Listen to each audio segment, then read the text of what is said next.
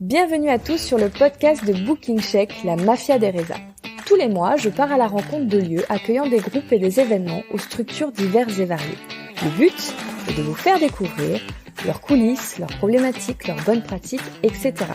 Que vous soyez un lieu événementiel, un bar, un restaurant, un café, un coworking, un hôtel, si les réservations de groupes et les privatisations sont un enjeu pour vous, voici votre nouveau rendez-vous. Du marketing digital à la stratégie commerciale ou encore la relation client, nous passons tout au peigne fin pour vous aspirer au quotidien et vous donner les clés du succès. Je suis Clémence, la cofondatrice de Booking Check, l'outil en ligne nouvelle génération pour la gestion de vos réservations de groupes et d'événements. Je suis ravie de donner la parole à ma toute première wedding planner, la fameuse et pétillante Élodie Bansard. Prenez une feuille, un stylo, car si vous voulez faire de votre lieu un hit pour la clientèle mariage, il est temps d'écouter ce qu'Élodie a à vous dire. Et je peux vous garantir qu'elle a plein de choses à vous dire. Élodie est une vraie passionnée comme je les aime. Elle rêve de wedding planner depuis qu'elle a 14 ans et décide de faire des études plus sérieuses, mais commence tout de suite en parallèle à assister des wedding planners pour apprendre le métier directement sur le terrain. À 24 ans, elle y va et se lance à son compte. Et après 4 ans en solo, du fait de belles rencontres professionnelles, Élodie va ouvrir son entreprise d'idées en licence de marque. Et aujourd'hui, d'idées, c'est 11 wedding planners dans toute la France et en Europe. Et elle m'a dit que ça n'était que le début. Pas mal, non ? Maintenant que vous avez bien compris le niveau d'expertise d'Élodie, je vous raconte de quoi on a papoté. En quoi consiste précisément le métier de wedding planner et quelles sont les spécificités du marché du mariage ? Comment sont formés les wedding planners d'idées pour assurer la même qualité partout ? Comment Élodie va avoir ses premiers clients et comment elle développe la notoriété de sa marque d'idées, notamment grâce aux médias sociaux ? La relation client avec les clients mariage qui, je sais, font peur à certains d'entre vous. Et enfin, comment elle se rémunère ? Quel est le business model d'une wedding planner ? Et est-ce qu'elle utilise le système de commission avec les lieux ? Parce que je sais que vous vous posez cette question.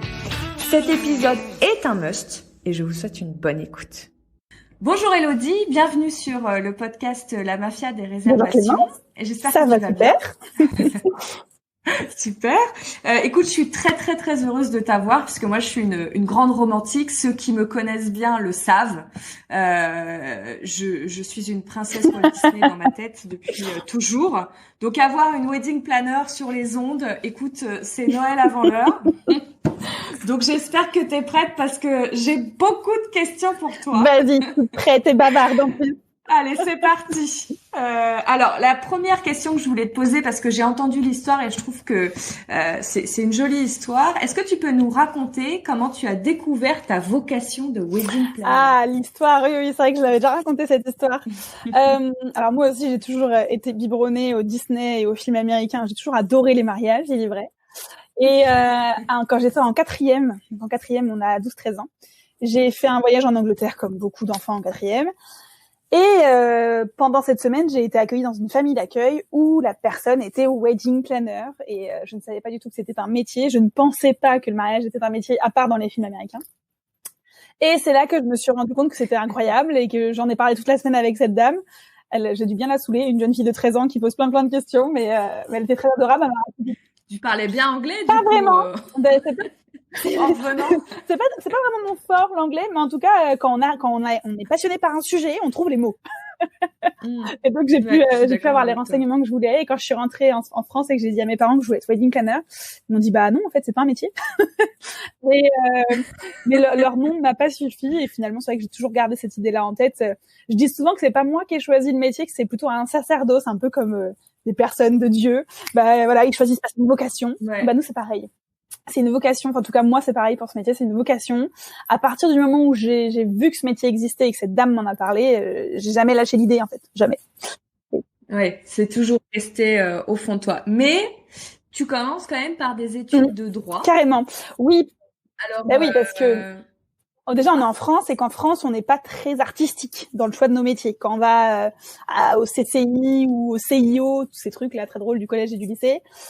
Pour eux, un métier, c'est pas un métier. Alors, déjà, rien que l'événementiel, c'est pas un métier. Alors là, spécialement le wedding planner, c'est pas un métier du tout. Et pour mes parents, venant d'une famille modeste, et puisque je travaillais bien à l'école, il valait mieux que je continue mes études. Donc voilà, on va dire que conditionnée dans ce monde-là, je me suis toujours dit, parce que même si j'avais vu que ce métier était possible en Angleterre, clairement, il n'existait pas en France à ce moment-là. Et donc, je me suis dit, OK, moi, ce métier, je veux le faire, mais je ne pense pas, et je ne pensais pas à cette époque-là que ça allait être mon métier financièrement intéressant. Donc, je savais que j'allais faire ce métier, mais certainement que j'allais avoir besoin d'un autre métier à côté.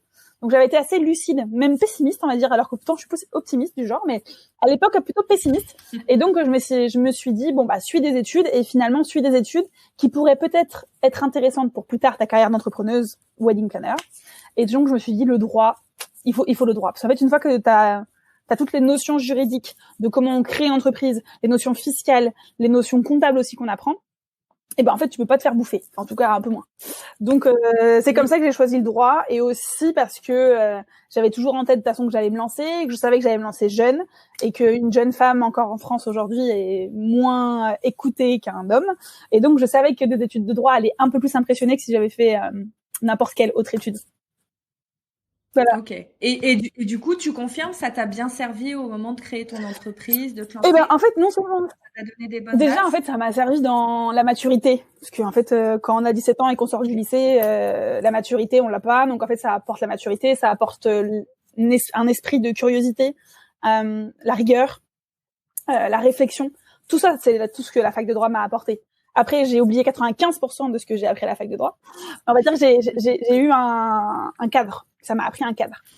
Et quand j'ai créé la boîte, c'est vrai que quand j'ai fait les contrats, la création, etc., en effet, on a une logique qu'on nous apprend, qui m'a été utile. Et justement aussi, aujourd'hui, ça m'est encore utile ces notions de droit, parce qu'avec ce qui se passe en ce moment, on peut dire que nos contrats sont mis à rude épreuve, et que mes réflexions en tant qu'ancienne élève de droit sont intéressantes. Et aujourd'hui, je suis accompagnée évidemment par une avocate spécialisée.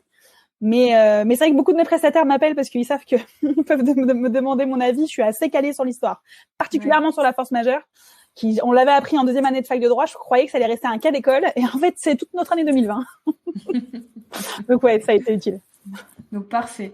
Alors, ce que le CV ne dit pas, c'est que malgré tout, en parallèle de tes études, tu fais déjà des missions de wedding planner. Où tu vas assister, c'est ça? Carrément. Des wedding planners. Carrément. C'est-à-dire qu'en fait, ça se passe, c'est sur ton temps libre, c'est en stage. Comment tu te débrouilles?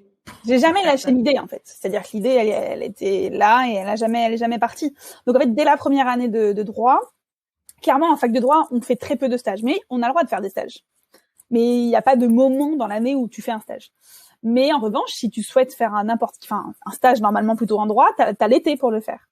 Et donc j'en ai profité beaucoup l'été, et j'ai été demandée au bureau de la fac de signer une convention de stage à tripartie avec une wedding planner. J'ai cru qu'ils allaient jamais signer en vrai, mais j'ai beaucoup de chance du coup que la fac, c'est la faculté d'Angers à l'époque, qui a autorisé la signature avec une convention de stage avec une wedding planner. Ça les a fait un peu bugger, mais finalement ils soutenaient. Ils savent très bien. Moi aujourd'hui, sur tous mes amis qui étaient avec moi à la fac, je pense qu'il y en a que 10% qui sont vraiment juristes. Le reste, ils ont fait d'autres métiers. Oui. Ça fait partie aussi de la vie. Donc oui, en fait, pendant toutes mes études, tous les étés, je faisais des stages de wedding planner. Donc souvent c'était sur les 2 mois d'été, et tous les samedis j'accompagnais des wedding planners. J'ai vraiment eu ces rôles difficiles, c'est-à-dire ce qu'on aime le moins dans les mariages, mais ce qui est très important, la manutention, porter des chaises, se lever très tôt, pas avoir le temps de manger, écouter les prestataires, soutenir, galérer à trouver des solutions. Très très vite on m'a mis dans le bain, et très très vite j'ai compris que c'était un métier très dur, mais que malgré la difficulté, et je me rappelle, mais comme si c'était hier, des premières courbatures du lendemain du premier mariage que j'ai fait, où mon ami de l'époque me dit ok, t'as l'air d'être mal en point, et t'es sûr que c'est toujours ce que tu veux faire? Ouais, malgré tout, en fait, malgré que c'est dur, je sais que c'est ce que je veux faire. Et ça, c'est comme si c'était hier, c'est drôle. Et ça, je pense que ça va parler aussi à beaucoup de gens qui font de l'hôtellerie-restauration, parce que c'est des choses que on se dit aussi beaucoup. Moi, ça me parle beaucoup ce que tu viens de dire. Donc, c'est dur, mais en fait, on est tellement passionné que on y retourne. C'est ça. On a beau avoir mal physiquement, on y retourne quand même. Ouais, on se dit on est un peu, on s'auto-flagelle. Carrément. Alors, quand tu te lances à ton compte en tant que wedding planner, donc comme tu disais, t'es très jeune, donc t'as 24 ans, c'est ça? Ouais, 23. Enfin, 23 quand j'ai commencé, dans l'année des 24, mais ouais, 23. Un bébé. D'accord. Donc, quand tu dis que tu avais déjà commencé à faire des stages, etc., j'imagine que quand tu te lances, tu as quand même deux atouts précieux, c'est-à-dire que tu as déjà de l'expérience et tu as du réseau. Alors, la première chose est vraie, la deuxième pas du tout. En effet, j'avais beaucoup d'expérience parce que du coup, pendant toutes mes études, donc j'ai fait quand même 3 saisons de mariage et c'est d'ailleurs le meilleur conseil, on y reviendra après, mais que je peux donner à n'importe qui veut se lancer, c'est l'expérience. Mais en revanche, pas du tout le réseau. Pourquoi ? Parce que j'ai eu la bonne idée de changer de ville au moment où j'ai arrêté mes études. Donc du coup, j'ai fait une partie de mes études à Angers, puis une partie à Bordeaux et l'amour m'a amené à Dijon, ville que je ne connaissais pas. Je savais que c'était entre Paris et Strasbourg. Voilà, moi, je suis originaire de l'Ouest. Donc, en fait, comme tous les gens de l'Ouest, on connaît pas l'Est, et comme tous les gens de l'Est, on connaît pas l'Ouest. Comme ça. Donc, moi, je suis arrivée à Dijon, dans une ville que je connaissais pas du tout, avec beaucoup de tristesse d'avoir quitté mon Ouest adoré. Mais bon, l'amour nous fait faire des choses incroyables. Donc, en fait, pas du tout de relation, et surtout, aucune connaissance de la région. Ah oui, d'accord. Donc, tu recommences à zéro. Ah ouais, grosse difficulté. À Dijon. Alors, est-ce que tu peux nous expliquer justement qu'est-ce que c'est qu'un wedding planner, qu'est-ce que ça couvre et quelles sont les qualités d'un wedding planner dans les grandes lignes, hein, j'imagine l'empathie évidemment, mais de façon plus professionnelle. Voilà. Alors déjà, qu'est-ce que mon métier ? Alors mon métier, déjà, il s'interprète de plein de façons différentes. Mais en tout cas, mon métier avec d'idées, enfin comme moi je l'entends, c'est organiser un mariage. Alors déjà, on a plusieurs formules. Il y a la formule t'organises un peu, t'organises partiellement et t'organises l'ensemble. Donc on va parler de l'ensemble parce qu'après tout est à tiroir à l'intérieur comme dans beaucoup de métiers. Oui. Le wedding planner dans son ensemble de A à Z, c'est la recherche de l'ensemble des prestataires du mariage. Ça c'est le premier point. Tout le monde croit que c'est que ça. C'est très drôle d'ailleurs. Mais c'est loin d'être que ça. Parce que avant de faire la recherche de l'ensemble des prestataires du mariage, il faut déjà faire une budgétisation et mettre un rétro-planning en place. Et ça, c'est souvent ce qui est difficile parce que les mariés savent ce qu'ils ne veulent pas, mais ils ne savent pas ce qu'ils veulent. Mais ils veulent un budget. Donc ça, déjà, voilà. La première chose qu'on fait, c'est budgétisation, puis mettre en place le rétro-planning. Puis après, en effet, on va rechercher les prestataires. Donc, on pense tout de suite au lieu, au traiteur, au DJ, au photographe, aux fleurs. Mais en fait, en moyenne, il y a 15 prestataires par mariage parce qu'on pense beaucoup moins à la babysitter, à la maquilleuse, à la coiffeuse, aux alliances, aux robes de mariée, aux costumes, aux navettes, aux hébergements pour les invités. Bref, je pourrais aller encore très très loin. Mais il y a en moyenne 15 prestataires par mariage, sachant qu'il y en a où il y en a 30. On va dire 15 pour les mariages un peu plus normaux. Sky is the limit. Voilà. Donc voilà, ça c'est le point, celui qu'on voit le plus. Mais en fait, en vrai, je pense que mon métier, c'est avant tout d'apprendre à connaître mes clients, d'écouter leurs envies, de chercher avec eux leurs envies, c'est quelquefois ils n'en savent strictement rien. Et plus j'apprends à les connaître, et plus je sais où on va. Parce qu'en fait, chacun des mariés n'a pas la même sélection de photographes. Parce que sinon, sinon je serais Google, en fait. Mon métier, ce serait d'être tanneur de mariage. Donc non, c'est vraiment, en effet, comprendre, connaître les clients, écouter, rassurer, répondre à leurs questions. En gros, le deuxième rôle, c'est vraiment le rôle de psychologue et le rôle de la spécialiste du mariage pour eux. En fait, je ne suis pas leur meilleure amie. Je ne suis pas leur banquière non plus. J'ai une espèce de rôle intermédiaire qui vient les rassurer. En gros, mon rôle, c'est aussi leur apporter une sérénité, leur enlever le stress. Et le troisième point, c'est qu'une fois qu'on a mis tout ça en place, qu'ils ont des bons prestataires au bon prix, qui sont détentes, eh bien, le jour du mariage, on est là pour ce qu'on appelle la coordination du jour J. Donc, le matin, c'est la carcasse, on met en place les tables, les chaises, la décoration. Là, c'est vraiment en mode yogging, quoi. Et après, on se transforme un petit peu, on met la robe rouge parce que c'est un emblème chez Didet. Et là, on est vraiment là pour accueillir les invités, prendre soin de nos mariés, gérer nos prestataires, gérer le timing. On est là à peu près de 8h à minuit, 1h du matin. On va dire qu'une fois qu'ils sont sur la piste de danse, un verre à la main, on a fait le game. Donc voilà pour ce qu'on fait. Il y a aussi une casquette d'officiante de cérémonie, mais peut-être qu'on en viendra plus tard. Et quelles sont les qualités d'une wedding planner ? Je pense qu'en fait, tout peut s'apprendre, sauf la passion, l'envie et le sourire. Ça, c'est un truc que je peux pas apprendre. Une fois qu'on est passionné, qu'on a l'envie de ce métier et qu'on a le smile, après les qualités, j'ai envie de vous dire, moi, j'étais pas patiente avant. J'ai appris la patience. C'était pas une qualité de base pour moi. Ce que tu veux dire. Évidemment, oui, l'empathie fait partie de ces qualités, mais quelquefois, trop d'empathie, c'est pas bon non plus. Nos clients, ils ont besoin qu'on leur apporte un cadre. Exactement. Ils viennent pas vers nous en mode copine, ils viennent vers nous et ils le disent, montre-moi le chemin, montre-moi le cadre. Et quelquefois, je leur dis, là, ça m'ennuie, en fait. Ça fait 2 semaines que je vous envoie des mails, vous me répondez pas. Là, c'est fini, en fait. Ça m'agace. C'est trop d'empathie, on se bouffait.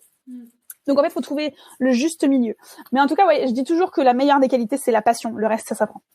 Oui, je suis un peu. Alors moi, je le formule pas pareil, mais en fait, je dis exactement la même chose que toi. C'est vrai? Pour moi, tout s'apprend, mais à la base, comment dire, il y a une essence au niveau de la personnalité de quelqu'un, le fait d'être quelqu'un d'attentionné, de gentil, voilà. Il y a des qualités personnelles qui pour moi sont difficiles à absorber. Par contre, toutes les connaissances, ça s'apprend toujours, je trouve. Surtout, Totalement. comme tu dis, si t'as envie de le faire, tu vas te donner les moyens d'arriver à ton but. Tellement. Donc je suis tout à fait d'accord avec toi. Il y a un autre point que je trouve très intéressant et on le vit aussi de façon générale dans l'événementiel, dans tous les métiers de l'événementiel. Et c'est vrai que c'est quelque chose qu'on soulève pas souvent. Donc c'est bien que tu en aies parlé. C'est le fait de savoir mettre un cadre en effet à ses clients. Moi, je sais que ça m'a plus souvent fait signer des contrats que fait perdre des contrats. Et c'est vrai que de dire à un client, là, votre idée, la façon dont vous voulez le faire, ça ne marche pas. Ou si vous m'envoyez pas les infos au bon moment, moi je peux pas faire travailler les équipes derrière pour que l'événement se déroule bien. Donc on va pas réussir à bosser comme ça ensemble. Donc il vaut mieux qu'on arrête là. Parfois leur mettre aussi une limite, certaines barrières, leur expliquer comment ça fonctionne et comment faire en sorte que ce qu'ils ont imaginé, c'est ce qui va se passer. Généralement ça crée aussi des relations très fortes avec les clients. Ah, et quand ils voient le jour J que ça se passe exactement comme ils l'avaient pensé et que heureusement que vous leur avez mis des holas parfois, donc voilà, c'est pareil, le petit conseil du moment, écoutez bien ce qu'Elodie a dit, n'hésitez pas à mettre un cadre à vos clients parce qu'ils en ont besoin, vous êtes l'expert. Ils cherchent, ils cherchent ça parce qu'en fait ça les rassure, ça veut dire que la femme qui est en face d'eux, en fait c'est sa qualité première, c'est son métier, elle a de l'expérience, elle a de l'expertise. Donc ce que je dis a du sens. Alors que si je dis oui à tout, ils vont dire en fait c'est Madame oui, la fille elle sait pas où elle va. Moi je leur dis quelquefois ils ont des idées saugrenues, je leur dis ah non mais ça j'ai testé, ça marche pas, c'est nul. Ouais. Voilà, au moins moi je leur dis après si vous aimez pas mon franc-parler, c'est pas grave, il y a plein d'autres wedding planners, j'en suis sûre qu'il y en a qui disent oui à tout. Il y en a pour tout le monde. Mais moi en tout cas je dis la vérité. Ouais. Non mais je suis ravie que tu l'aies dit parce que je trouve que c'est une grande qualité chez une personne qui travaille dans l'événementiel, que ce soit côté mariage, mais ça marche aussi avec une clientèle entreprise. Voilà, peu importe avec qui on gère, savoir dire non à ses clients, c'est une qualité. N'ayez pas peur. Si vous pensez que ça va pas, ensuite il va pas y avoir la qualité derrière parce que ça marche pas, ce que vous demande le client, voilà, ne le faites pas. Ne le faites pas, exactement. Et donc Clément, je t'arrête juste une petite seconde parce que de toute façon. Ça se sait chez Didé, les réseaux sociaux sont importants. Donc, je vais faire un boomerang pour ma story. Donc voilà, je te prends un boomerang avec toi. Allez, vas-y, prends-moi un boomerang. 1, 2, 3. Et voilà, c'est ça la communication aussi. Merci. Alors, du coup, je rebondis sur ce que tu disais tout à l'heure. Tu disais, on a une spécialité. Donc, justement, j'imagine que vous n'êtes pas toutes les mêmes wedding planners. Quelle est la spécialité de Didé en tant que marque de wedding planner? C'est quoi vos... Alors, c'est vrai que t'as mis le doigt sur quelque chose. En effet, on n'est pas toutes pareilles. Et heureusement, Dieu merci, 20 fois moi, je tiendrai pas. Déjà 2 fois moi, je tiendrai pas. Non, heureusement, elles sont toutes différentes. Et c'est dans la pluralité des personnalités que je trouve l'intérêt de cette pluralité d'agences, d'ailleurs. Mais par contre, en effet, le point commun de toutes ces filles et ce qui fait la marque Didé, je pense que la passion, en fait, parce que je recrute sur la passion. Je m'en fous du CV. Je recrute sur la passion. Donc, il y a la passion et l'optimisme. Et sincèrement, c'est ce qui nous différencie d'autres agences. Il y en a qui sont optimistes aussi, il n'y a pas de souci. Mais c'est vrai que ça nous différencie encore plus en moment de crise. Tous les avis que je peux lire de mes clients, c'est adorable d'ailleurs, j'adore lire des avis. C'est toujours Elodie c'est le soleil, Elodie c'est le sourire, Elodie elle est à fond. Et toutes les agences d'idées, elles ont ce retour aussi. Il faut qu'en fait on soit toujours dans le. Alors c'est pas un surjeu parce qu'en fait c'est sincère, mais en fait on emmène le train, donc c'est nous qui conduisons le train. Donc en fait on a un dynamisme à toute épreuve quoi. Et c'est ça qui fait, je pense, la force de Didé. C'est toujours devant. C'est toujours les personnalités qui font la force des marques. Mais du coup aussi en termes de comment je pourrais dire professionnellement, On peut être une wedding planner spécialisée sur les mariages hindous. On peut être une wedding planner spécialisée sur les mariages musulmans. On peut être une wedding planner spécialisée sur les mariages catholiques. On peut être une wedding planner. Vous avez des spécialités aussi chez Didier en termes de métier. Alors, est-ce que tu peux nous dire ce que c'est chez vous? Alors, je ne veux pas l'appeler spécialité parce que d'ailleurs, c'est le fait de ne pas avoir mis tous nos œufs dans le même panier qui nous permet de nous en sortir aujourd'hui. Parce que à un moment donné, j'ai cru que ma spécialité, ça allait être le wedding destination, parce on fait beaucoup d'Américains et d'Asiatiques. Et Dieu merci, on fait que 20-30% des mariages d'étrangers qui viennent en France. Dieu merci, parce que je pense à mes concerts qui sont spécialisés là-dedans et qui ont passé une année compliquée. Après, du coup, en effet, on a une spécificité, c'est qu'on est toutes wedding planner et officiantes de cérémonie. C'était certainement ça l'objet de ta question. Donc, en effet, on est, alors, j'aime pas dire spécialité, mais c'est vrai qu'on adore les cérémonies laïques, puisqu'on est wedding et officiante, on adore faire ça. Mais jamais on va se fermer à d'autres trucs. C'est-à-dire que chaque année, je dois faire, je pense, 70 à 80% en effet des mariages en cérémonie laïque. Enfin, je suis wedding et officiante. Mais il y a toujours 30% en mode, allez, le catho, le protestant, le musulman, tout. Moi, je suis ouvert à toutes les religions. Mais il est vrai qu'on a, alors c'est pas une préférence, mais c'est parce qu'on adore, moi j'adore officier et toutes les filles adorent officier. Et le côté cérémonie laïque nous permet de partager un lien tellement fort avec nos mariés, parce qu'on apprend à les connaître encore plus fortement qu'on adore ça. Mais du coup, voilà, je veux pas que ça soit une spécialité parce que je veux pas me fermer aux autres aussi, que j'adore aussi organiser, ou j'adore organiser leur mariage. Et alors du coup, comment, parce que en fonction des cultures et des cultes, il y a quand même des choses très précises à savoir. Comment vous vous formez à ça? Ah, ça. Bah, du coup, en fait, c'est vrai que c'est une très bonne question. Non, mais c'est parce que j'ai eu beaucoup de chance, en fait, dans les 3 ans de stage que j'ai fait chez les wedding planners. Il y avait tout. Enfin, j'ai eu l'impression, j'ai même eu un mariage, c'est celui que je parle le plus parce que c'est un mariage improbable. 2 cultures qui se rencontrent, Gabon et japonais. Et là, quand on a fait ce mariage avec 2 cultures si opposées, parce qu'il faut s'imaginer le mariage avec le côté japonais hyper organisé, hyper à l'heure et hyper focus, et le côté Gabon, bah hyper en retard, tranquille. Mais moi, j'adore les 2 cultures. Mais quand les 2 doivent s'imbriquer sur un mariage, c'était très drôle. Et je pense qu'une fois qu'on a vécu ça, le reste après, ça va. On arrive à comprendre. Après, en effet, au niveau de la culture, bah par exemple, j'ai un exemple le mois dernier. J'ai fait mon dernier mariage de la saison et c'était un mariage franco-iranien. J'avais jamais rencontré une Iranienne. En l'occurrence, c'était la mariée qui était iranienne. J'avais jamais rencontré une Iranienne. J'avais quelques pensées sur ce pays qui n'étaient pas spécialement positives, surtout sur les femmes. Et du coup, voilà, quand ma mariée est venue avec cette nationalité, je me suis dit, ok, là, je connais strictement rien. Et en plus, je pars pas avec une image positive. Et ce qui est drôle, c'est que du coup, évidemment, je lui dis la vérité. Je connais pas du tout l'Iran et ce qu'on fait dans les mariages iraniens. Mais les mariés viennent pas chercher une wedding planner pour qu'on leur apprenne la spécialité de leur culture. Ça, ils s'en fichent. Parce que quand ils viennent se marier en France, ils veulent quoi? Ils veulent la spécialité française. Et on a beaucoup de chance. Et du coup, évidemment, puisque c'est pas un mariage 100% français, on s'amuse à lier leur culture et la nôtre. Donc moi, en fait, je suis plutôt la spécialiste de la culture française et très open à la mélanger avec toutes les cultures que j'ai pu faire. Et du coup, on a fait un vrai mariage franco-iranien. J'ai appris plein de choses. En fait, c'est ça qui est cool. C'est un vrai échange. La mariée, elle a appris plein de choses. Sa famille iranienne, elle a appris plein de choses sur comment se faire un mariage français. Et moi, j'ai appris plein de choses sur les cultures, la table de hard. J'espère que je l'ai bien dit si elle m'écoute, Sari. Voilà, il y avait un espèce de rituel, c'était la table de hard. Et du coup, on l'a fait ensemble et tout. Enfin, j'ai trouvé ça très, très sympa. Et à chaque fois, parce que j'ai marié aujourd'hui tellement de nationalités que je ne saurais dire, mais plusieurs dizaines. Et à chaque fois, j'ai appris plein de choses. J'adore.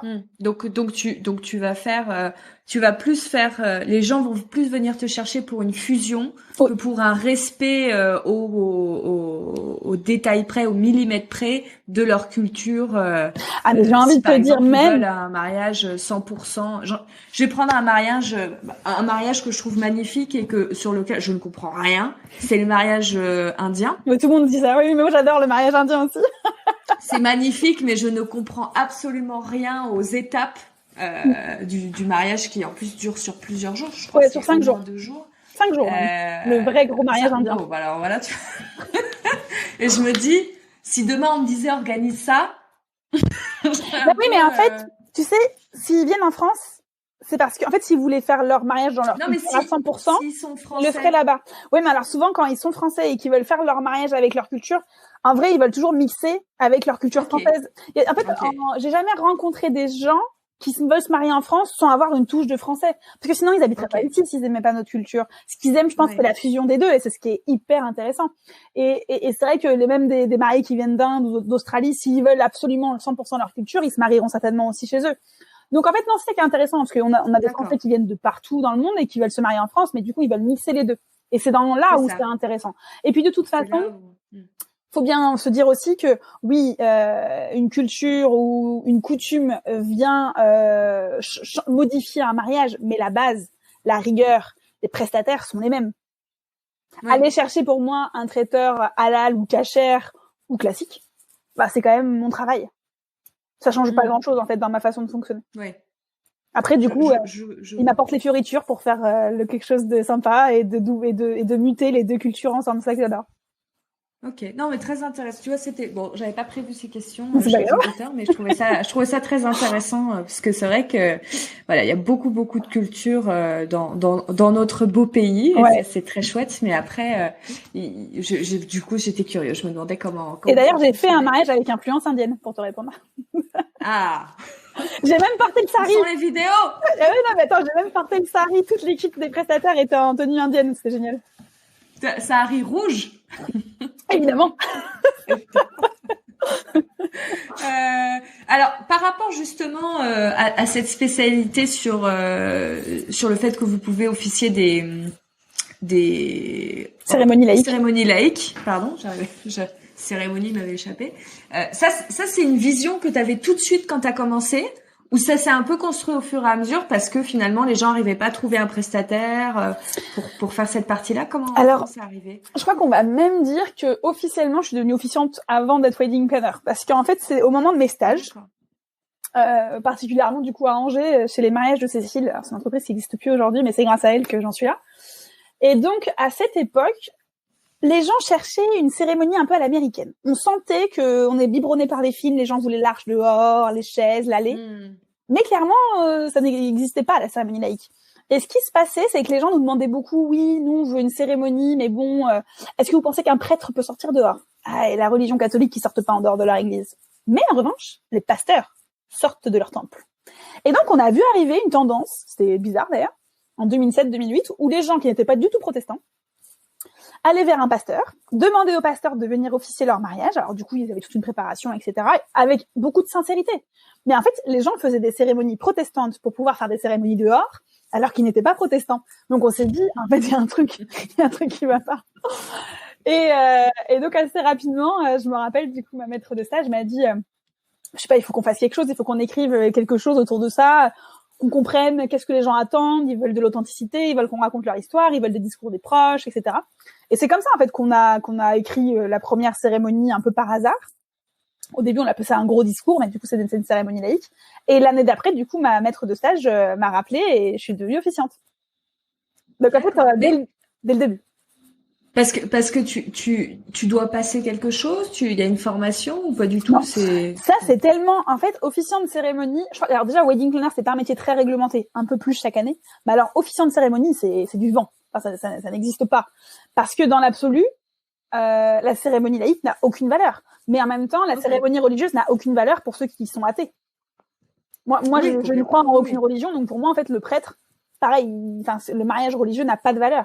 Et puisque ça n'a pas de valeur, cette cérémonie laïque, enfin, c'est pas une cérémonie civile, il y a rien à passer.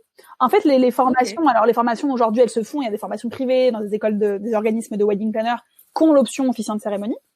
Mais à l'époque, en fait, fallait juste, aimer écrire sur la vie des gens, ne pas être trop timide, savoir prendre un micro et parler devant des gens. Et moi, j'avais eu un petit passé d'intermittente de spectacle en tant que chanteuse, donc le micro, j'adore, parler devant les gens, j'adore. Donc voilà, c'est comme ça que, un peu par hasard, assez jeune, j'ai fait ma première cérémonie. C'est marrant. Et du coup, pour structurer ta prise de parole, etc., t'as fait comment? T'as regardé des films? T'es inspiré de... Ouais, non, j'ai regardé des films. J'ai regardé les gros discours des mariages. Des vidéos YouTube? En fait, il n'y avait pas grand-chose sur YouTube à l'époque. Mais en fait, non mais c'est vrai qu'il y a pas mal de films, comprendre les moments, et puis parler avec les mariés aussi. Qu'est-ce qu'ils attendent de ça? Oui. Et en fait, c'est ça, c'est vraiment le rôle principal, c'est on veut pas parler de Pierre, Paul, Jacques, d'un apôtre ou je ne sais quoi, on veut parler de nous, de notre amour, de notre famille, des gens qu'on aime, voilà. Et après, c'est devenu assez naturel. En fait, parler des gens, c'est comme si on écrivait, en fait, c'est exactement comme si on écrivait les mémoires de leur vie. Ouais. Et une fois que j'ai compris ça, nickel. C'était parti. C'était parti. C'est super. Est-ce qu'on peut voir quelque part une prise de parole de ta part? Est-ce que vous avez déjà filmé ça? Oui, alors, on a pas mal de films sur ça. Donc en fait, ouais, sur les vidéos YouTube, je pense que sur la chaîne Agence d'idées, on voit ce genre de choses. Ah oui, aussi, c'est vrai, sur mon site internet, il y a l'onglet presse, et dans l'onglet presse, il y a l'émission de 7 à 8. 7 à 8 m'avait suivi sur un mariage où j'officie, donc on me voit aussi officier. Après, super. Pour voir le côté entier, souvent, je garde la primeur à mes mariés. Et c'est tellement intime, on raconte vraiment leur vie que du coup, je ne montrerai jamais publiquement une cérémonie en entier. Mais c'est vrai qu'en effet, si on veut voir un petit peu, voilà, pour se rendre compte.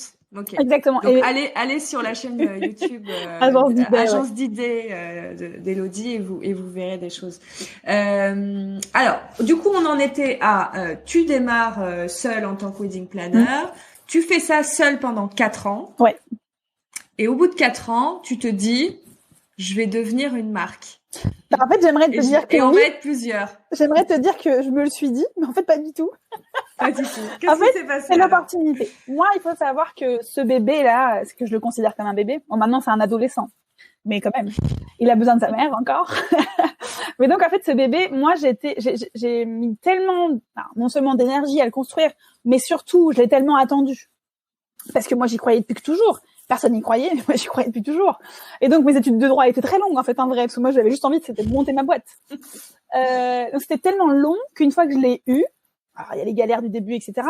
Mais en tout cas c'était à moi et je voulais le prêter à personne. Donc moi j'étais pas du tout dans l'optique de prêter quoi que ce soit. C'était mon bébé et personne rentrait. D'ailleurs même les demandes de stage c'était non, personne rentre. Et il se trouve qu'il y a une demande de stage un peu plus poussée qu'une autre. Premier appel, le mail, l'appel. Bon, au bout d'un moment, on écoute, hein. Et donc, je reçois un entretien. Elle s'appelle Cindy. Et cette Cindy, du coup, elle vient en stage la première année. Donc, c'était pas un petit chaton, hein, parce que du coup, Cindy, elle avait un job de responsable marketing. Elle avait envie de voir si le métier de wedding planner pourrait être une option de reconversion professionnelle. Et bref, je rencontre cette femme, donc plus âgée que moi, en plus, à l'époque, mais toujours aussi, d'ailleurs. Et, elle me dit, moi, je suis hyper intéressée. Je pense que ça serait intéressant que je vienne sur les mariages et tout ça. Puis je me dis, oui, si on peut être plusieurs à porter des chaises, allez, pourquoi pas. Donc je la fais venir sur une saison. Puis en fait, ça s'est bien passé, c'était cool et tout. Puis je voyais pas de danger en elle, je me suis pas dit... En fait, j'avais toujours peur des gens avant, enfin, on a toujours peur de la concurrence au début, c'est con, mais c'est comme ça, on a toujours peur de la concurrence, alors qu'aujourd'hui, mes consoeurs, je les adore. Et donc, j'ai vu en elle quelqu'un de confiance, avec qui je pouvais partager, qui n'allait pas tout prendre pour monter quelque chose après, bref. Et la deuxième année, elle me dit, moi, je veux revenir faire la saison. Je dis ouais, écoute, c'est top, c'est une bonne idée. Et je me dis mais elle est tellement motivée parce qu'en plus elle fait des stages de 2 mois, donc des stages de 2 mois c'est pas rémunéré. Je me dis elle est à fond quand même la fille, c'est très gentil, elle est hyper à fond. Et l'agence prenait l'essor, de plus en plus de demandes de mariage et au bout d'un moment en fait, je n'arrivais plus à répondre aux demandes de mariage. Et c'est comme ça que j'ai demandé à Cindy après la deuxième année où elle est venue en stage et où elle était super, si elle voulait en fait être en freelance pour prendre mes surplus. C'est-à-dire que je puisse lui envoyer les premières cérémonies laïques, les premières coordinations, pas les gros contrats, mais les premières choses. Et donc, elle a commencé comme ça. Du coup, on a fait un contrat de sous-traitance. Et puis, il y a eu le fameux reportage de 7 à 8. C'est lui qui a un peu tout lancé aussi, l'histoire. Et j'ai eu une demande de Nantes, une fille de Nantes. Et c'était très drôle parce qu'en fait, 10 ans avant, elle était en stage dans la même wedding planner que moi à Angers. Donc, en fait, on se connaissait d'il y a Et elle me dit, oui, j'ai vu un reportage, et du coup, ça m'a relancé l'idée. Tu m'avais dit qu'un jour, toi, tu montrais ton entreprise, et moi, je t'avais dit que je travaillerais pour toi. Bon, du coup, on se le fait. Et là, d'un coup, je me dis, en fait, tu vois, il y a une opportunité, il y a quelque chose à faire. Et avec Cindy, du coup, la première, on a matérialisé la chose, en effet, en licence de marque. Parce que c'est vrai que vulgairement, on dit que c'est des franchises, parce que tout le monde connaît les franchises. Mais en fait, en vrai, c'est des licences de marque, c'est le même concept. Et c'est comme ça que du coup est arrivé. Donc Cindy a été vraiment institutionnalisée, on va dire, chez Didet, puis Héloïse à Nantes, puis après j'ai eu une demande de Chloé en Bretagne, et c'est comme ça qu'on a été la première année de cette diversification, 4. Mais dans l'absolu, j'avais pas fait de demande. Enfin, ça s'était. Oui, c'était pas un souhait. Non, c'était pas un t'étendre. Souhait. Et en même temps, c'était cool que ça arrive, parce que ça arrivait au moment où je comprenais qu'être plusieurs, couvrir le bébé, en fait, c'était pas trahir mon bébé, c'était plutôt de créer plein d'autres... Pardon. Non. J'ai cru que j'allais me faire engueuler. Donc oui, ça arrivé au bon moment. C'est arrivé au moment où je me suis rendu compte qu'avoir plusieurs bébés, c'était possible, d'avoir plusieurs idées en adoption, c'était possible, et que c'était cool. Et c'est arrivé aussi au moment où moi, personnellement, Dijon, j'avais fait le tour, et que je voulais pas rester à Dijon, je voulais retrouver une grosse ville, parce que j'arrivais quand même de Bordeaux. Et j'ai choisi Lyon. Et du coup, c'est pour ça que j'ai laissé à Cindy l'agence de Dijon. Et là, j'ai réussi à m'enlever de mon premier bébé pour m'en créer un moi, celui de Lyon, en fait. Et c'est pour ça que le siège social de Didet est aujourd'hui à Lyon. Mais en fait, l'aventure a commencé à Dijon. D'accord. Alors, aujourd'hui, vous êtes combien? On est 20. Wouh J'ai rien vu passer. 20 en combien de temps ça a mis? Donc, entre le moment où Cindy démarre en tant que c'est avec Cindy que ça démarre. Ouais, c'est avec Cindy. Entre le moment où ça démarre avec Cindy et aujourd'hui où vous êtes 20, il se passe combien d'années? À peine 3 ans. Donc ça va vite. Ça va hyper vite. Et plus c'est gros, et plus ça va vite. C'est-à-dire que la première année, 4 ans. La première année, 4 personnes. La deuxième année, on était 11. Et cette année, on est 20. Mais sauf qu'en décembre l'année dernière, on était 11. Et là, on est en novembre 2020 et on est 20. Donc en fait, il y a eu 9 personnes qui sont rentrées en 2020. C'est énorme. Ouais, c'est énorme. Et tout ça, donc 20 personnes, ça représente 20 villes? Alors, ça représente 16 villes. Parce que du coup, il se trouve qu'à Lyon, on a grossi. Donc j'ai une sous-licence à Lyon. Okay. On a une sous-licence à Nantes, on a une sous-licence en Bretagne, et là, on ouvre une sous-licence à Paris. Donc, du coup, dans les villes qui ont grossi, on a pris des sous-licences. La licence de marque a son petit bébé sous-licence. Donc, en fait, les bébés font des bébés. Super. Donc, toutes tes idées planeurs, tu les rencontres, c'est de la demande entrante, c'est elle qui... Toi, tu vas jamais chercher du monde? Ouais, majoritairement, alors les D-Day Girls, on s'appelle comme ça. Les D-Day Girls, elles viennent vers moi. C'est vrai que c'est les réseaux sociaux qui font ça aussi. C'est de toute façon, elles voient bien que ça recrute. Enfin, ça recrute. Ça cherche toujours. Oui.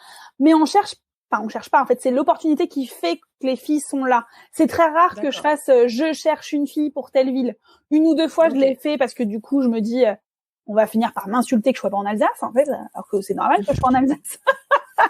Donc, je voulais quand même répartir un peu, parce qu'on est quand même beaucoup sur l'Ouest. Je pense que c'est mon ADN. Mais en fait, ouais, c'est souvent de la demande entrante. Et ce qui est drôle, c'est qu'en fait, plus il y a des candidatures sympas, je les mets sur les stories d'Instagram, plus en fait les gens se challenge pour faire des candidatures originales. J'ai des trucs de fou, hein. Je reçois des boîtes avec des voiles à l'intérieur, des machins qui racontent leur histoire, leur vie. J'ai reçu une boîte de chocolat, que la fille elle avait fait le chocolat elle-même, et que le papier du chocolat c'était son CV. Ah, j'ai reçu une boîte, quand je l'ai ouvert, ça a pété des paillettes et tout. Ah, j'en reçois plein de trucs. Et en fait, c'est ça, j'ai dit, je m'en fous des CV. Moi, je veux qu'on monte sa personnalité et commencer par la candidature, en fait, parce que si la candidature c'est CV, lettre de motivation, il y a très peu de chances que je réponde. C'est chiant. Et que chez d'idées, on est plutôt fun. C'est super. Alors, il y a un autre point qui m'intéresse par rapport à tes D-Day Girls. Maintenant qu'on sait que vous êtes plusieurs, comment est-ce que tu les formes? Alors, la formation, c'est très très important chez D-Day parce que du coup, on reste sur l'idée que D-Day, c'est quand même mon bébé. Ok, j'ai accepté de le faire adopter dans pas mal de régions, mais attention, parce que ce bébé, moi, je l'ai tellement attendu et je l'ai tellement fait en sorte qu'il grandisse. Et on s'est pris des pelles au début quand même avec ce bébé. Donc voilà, maintenant on est fort, on essaye d'être fort. Donc il faut que les autres, elles représentent aussi bien la marque. Donc pour bien représenter la marque, je suis très intransigeante sur les formations.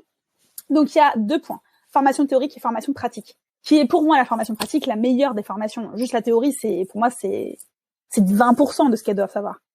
Donc elles viennent une semaine ici à Lyon, ou pendant une semaine, je les biberonne de tout ce qu'elles doivent savoir, comment on fait un budget, comment on fait un rétro-planning, comment on répond aux clients, comment on cherche des prestataires, comment on organise une journée. Et elles viennent avec moi, j'essaie de mettre le maximum de rendez-vous sur cette semaine, elles viennent avec moi se rendre compte qu'est-ce qu'un rendez-vous DJ, qu'est-ce qu'un rendez-vous photographe, qu'est-ce qu'une visite de lieu, qu'est-ce qu'une dégustation traiteur. Ça leur permet de comprendre aussi la relation qu'une wedding planner chez D-Day doit avoir avec ses mariés. C'est important, cette relation. Mais une fois qu'elles partent de cette formation théorique, ah là, c'est des bonnes bachelières, mais dans l'absolu, elles sont pas bonnes wedding planners, pas encore. La formation pratique, c'est ce qui va les faire devenir les meilleurs wedding planners du monde, et ça, c'est sur une saison avec moi. Donc, c'est-à-dire que là, je suis encore en entretien pour des nouvelles. Si elles rentrent, elles vont avoir une formation, d'ailleurs, la formation théorique, il y en a une en décembre, et après, l'été prochain, pendant la saison, elles viennent sur les mariages. Elles ont 7 à 8 mariages en minimum à venir avec moi. Donc sur cette année de mariage, à Lyon ou en l'occurrence, moi je peux te déplacer. Oui, voilà, enfin je fais pas mal de mariages majoritairement en Rhône-Alpes, mais oui, du coup elles ont le coût. Et c'est pour ça que quand elles me disent quels sont les coûts quand on rentre chez Didet, voilà, faut pas sous-estimer le coût de déplacement, mais c'est très important de venir sur les mariages, de savoir comment on fait, comment on supporte porter les chaises, les tables, gérer le stress, gérer les invités, gérer les mariés qui sont tendus. Ça, c'est ce qui les forme. De toute façon, moi j'ai été formée que sur le terrain. Et je pense que c'est la meilleure école de formation. Et j'ai beau... Alors moi, je suis 100% d'accord. Ah ouais, non, mais pour moi, les écoles de formation wedding planner que en théorie, et les filles, elles sortent avec leur diplôme et qu'elles me disent, ouais, je suis wedding planner. Je fais, non, mais vous êtes dingue, en fait. D'ailleurs, je prends très rarement, c'est peut-être pas bien de le dire sur le podcast, mais je prends très rarement des gens qui ont fait une école de formation théorique. Parce que du coup, les pauvres, elles ont l'impression de tout connaître. Et en fait, elles n'absorbent plus les connaissances. Et elles veulent pas apprendre une méthode. Alors que moi, chez Didet, je préfère prendre une page blanche, une fille qui arrive d'un autre métier ou qui faisait autre chose avant, mais qui a toujours eu cette volonté de faire ce métier et qui apprend, c'est une page blanche. Souvent, je compare avec, c'est comme quand on apprend à conduire. Quand on apprend à conduire pendant 2 ans avec nos parents et c'est la merde, et le moniteur, après, quand on a le moniteur d'auto-école, il a beau nous dire des trucs, en fait, on a pris des mauvaises habitudes. Donc moi, je préfère directement être moniteur, pas les parents. Mais c'est exactement pareil. Alors moi je disais ça, mais moi j'appelle ça les stagiaires que j'ai pu former, j'appelais ça mes chouchounets. Alors je disais toujours à mes chouchounets, moi je viens de l'hôtellerie-restauration et je leur disais toujours allez faire une saison dans un restaurant sur le terrain et après quand vous allez faire de l'événementiel dans un hôtel, vous allez comprendre comment travaille un chef, comment travaille un maître d'hôtel. Comment fonctionne un hôtel, tous les services, où on actionne qui, quoi, comment. Parce qu'en fait, il y a certes la relation avec le client, mais derrière, il y a tout un monde qui doit se dérouler pour que l'événement prenne place. Et pour ça, il faut bien connaître le terrain. Et quand on connaît bien le terrain aussi, souvent, c'est des très bonnes écoles de relations, parce qu'on travaille avec des profils divers et variés. On va travailler avec des gens très opérationnels comme des gens haut placés au niveau de la direction. On doit s'adapter à plein de gens. Et ça nous aide aussi à devenir de bons communicants avec les clients. Parce que d'être tout le temps confronté à de la diversité, j'imagine que c'est pareil avec toi, bien côté sûr. prestataire. Le fait de devoir bien t'entendre avec une multitude de prestataires très différents, avec des métiers différents, des contraintes différentes, mais des styles aussi différents en termes de personnes, fait que tu peux avoir plein de typologies de clients différentes qui arrivent. T'es un peu habitué à brasser des gens très différents. Ah oui, ça, on est caméléon, quoi. On est caméléon. Ouais. Moi, j'ai autant organisé des mariages extra luxe comme des mariages de gens très simples. J'organise des mariages de toute culture, toute religion. Et du coup, faut jamais être dans le jugement, toujours dans l'écoute, la compréhension et être caméléon. Ouais, complètement. Donc, et je trouve qu'en effet, le terrain, quel qu'il soit, alors toi, c'est de te suivre sur les différents mariages, mais moi, dans l'hôtellerie-restauration, c'était d'aller travailler j'appelais ça de travailler sur le terrain, donc à la réception, dans un restaurant, côté cuisine, côté salle, peu importe, aller sur le terrain, parce que ça va faire de vous le grand professionnel que vous allez devenir. Donc je suis complètement d'accord avec toi. Je rebondis là-dessus. Une fois qu'elles sont formées, qu'elles sont lancées, etc., que ce sont de super wedding planners junior en devenir, comment tu t'assures de la qualité d'idées sur chaque ville? Est-ce que t'as des outils qui te permettent un petit peu de jauger? Outils, ça peut vouloir dire un meeting régulier. Oui, c'est ça, parce que j'allais dire, moi, je ne crois pas trop aux outils et au tableau Excel. Moi, je crois au feeling, à la confiance et à la communication. Et même si on est 20 filles aujourd'hui, et j'espère qu'elles le diront, même les anciennes, enfin, les anciennes, c'est celles qui sont en première, j'essaie toujours d'être très proche d'elles. C'est-à-dire que déjà, on a un groupe WhatsApp, les Didet Girls, et en fait, il n'y a pas une journée qui se passe sans qu'il y ait quelque chose sur ce groupe. Alors déjà, c'est un groupe où on annonce les signatures, c'est un groupe où, là, on est en train de réfléchir sur la communication de Noël, donc on va s'amuser avec Maria Carré, je pense. Bref, c'est un groupe où on réfléchit ensemble. Donc déjà, on est toujours en lien tout le temps. Et après, on va dire tous les 10-15 jours, il y a un appel au moins avec toutes les filles. Et tous les mois, il y a une réunion mensuelle en visio où je fais des points fixes, où aussi on regarde les OPA. Alors, c'est pas des commerciales, donc en fait, je peux pas avoir ce rôle de directrice commerciale avec mes commerciales. Mais en revanche, en fait, elles ont pas d'objectif. Leur objectif, c'est le leur, puisque c'est leur entreprise, finalement. Elles sont indépendantes dans la licence de marque. Donc, moi, je dis toujours que leur objectif, c'est celui qu'elles se donnent, en fait. Et elles n'ont pas besoin de moi pour ça. En revanche, si je vois qu'elles ont reçu 10 leads du site et qu'elles n'ont pas signé un contrat, là, je vais dire, OK, t'as besoin d'aide, qu'est-ce qui a pas matché, qu'est-ce que tu n'as pas compris, qu'est-ce que tu n'as pas dit, etc. Et c'est sur ça que je suis plutôt là pour elles. Donc, on va dire que c'est plutôt la communication, mon outil pour savoir comment elles vont. Et puis je peux faire des descentes surprises sur des mariages. Ils ont toujours la pression de ça. Ça peut m'arriver. Et puis c'est vrai que les mariés des filles, enfin les mariés des autres agences, quelquefois m'appellent. Quelquefois juste pour me dire c'est super, ou m'envoient des petits Instagram, ça fait moi je suis une mariée de Nord, moi je suis une mariée de Nantes. En fait on est un peu comme dans les Miss France, on s'appelle par les villes ou les régions là-dedans. Donc voilà, j'ai des bons feedbacks, et puis quelquefois quand il y a besoin aussi, parce on peut rencontrer des problématiques comme par exemple avec la Covid, les reports, les annulations, etc. Les mariés ou les DJ girls se fient aussi à moi. Donc en fait je suis toujours en lien avec les agences. Je sais ce qui se passe. J'ai des tableaux avec leur mariage, où est-ce qu'elles en sont, etc. Et j'aime bien très souvent les appeler pour alors comment ça va, déjà le moral, comment ça va, c'est important cette année. Et t'en es où sur ces mariages-là, t'en es où sur celui-ci, qu'est-ce que tu rencontres comme problématique, etc. Donc on va dire que j'ai pas d'outils en mode je suis pas à regarder les chiffres. Elles ont aucune obligation de résultat. Encore une fois, c'est pas mes commerciales, c'est pas mes salariés, hein, c'est des indépendantes. Mais c'est plutôt comment on fait pour aller plus loin. T'as des outils, oui. Enfin, t'as des outils de communication, exactement, de formation, de support. Et l'objectif, c'est plutôt d'aller plus loin ensemble, main dans la main. Ok. Super. Et tu regardes un petit peu aussi les avis, par exemple.